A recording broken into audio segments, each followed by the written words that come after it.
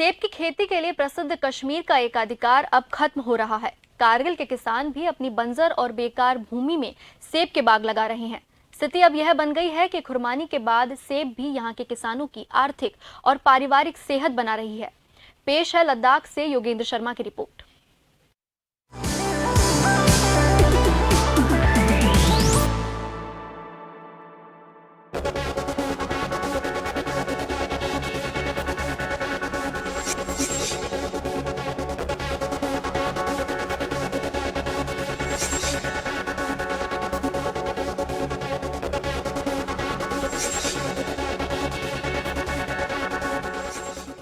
सेब का नाम आते ही श्रीनगर यानी कि कश्मीर और हिमाचल की याद भी ताजा हो जाती है।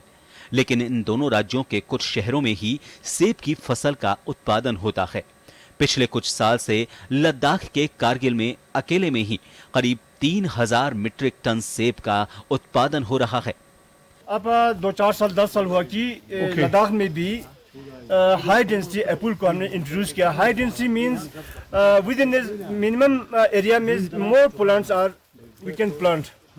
हाई डेंसिटी छोटे से एरिया पे हम ज़्यादा से ज़्यादा प्लांट लगा सकते हैं क्योंकि इसकी हाइट कम रहती है और विद इन 2 और 3 ईयर में ये बेयरिंग में आ जाता है, तो लोगों को जो है ज़्यादा वेट करना नहीं पड़ता है। अदरवाइज नॉर्मल एप्पल प्लांट जो है 10 to 12 ईयर्स प्लांटेशन के बाद बेयरिंग में आ जाता है।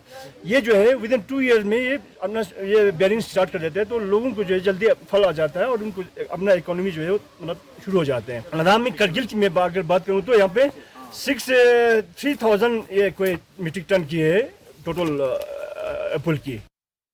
सेब का ये बाग कुछ साल पहले तक बंजर भूमि था। इसमें केवल घास फूस उग रही थी, लेकिन जमीन के मालिक ने हार्टिकल्चर के सहयोग से इस जमीन की सूरत बदल दी। अब यहां सेब के रूप में धरती सोना उगल रही है।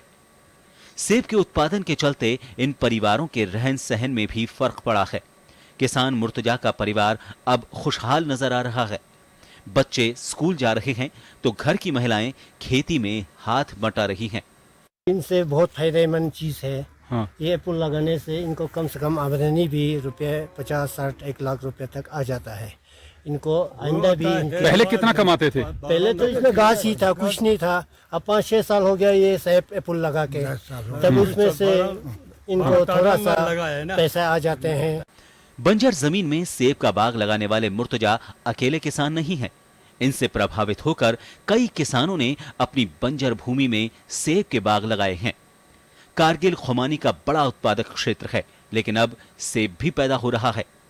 2 साल पहले तक यहां के फलों के उत्पादन पर लद्दाख से बाहर भेजने की रोक थी, लेकिन अब वो हटा दी गई है और देश दुनिया में कहीं भी यहां का फल बेचा जा सकता है। ये भी एक बड़ा कारण है जिसके चलते यहाँ के किसानों को सेब की खेती रास आ रही है।